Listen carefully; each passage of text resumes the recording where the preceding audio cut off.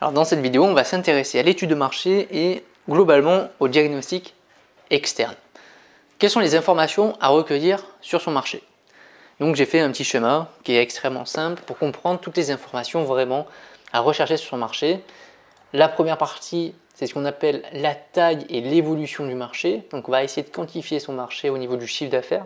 C'est-à-dire qu'on sait par exemple que le marché des animaux de compagnie en France, en 2018 ou 2019, c'était 4 milliards d'euros par exemple. Le marché de la grande distribution en France, c'est 250 milliards d'euros par exemple.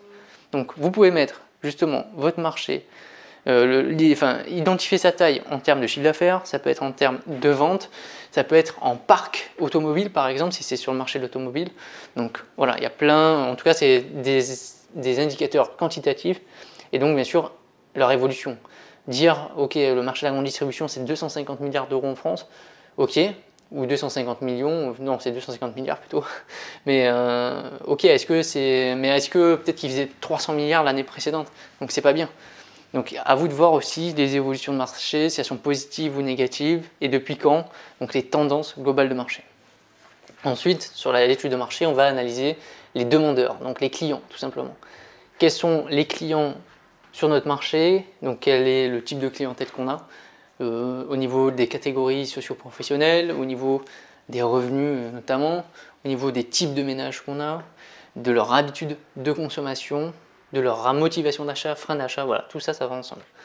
Bien sûr, si vous évaluez vos demandeurs, vous allez évaluer aussi et rechercher des informations sur les différents offreurs et moyens de distribution de votre marché, c'est-à-dire quels sont les concurrents actuels et futurs de votre marché, quelle est justement leur position, est-ce qu'ils sont leaders sur leur marché, quelle est leur part de marché, et quels sont les canaux de distribution majoritairement utilisés.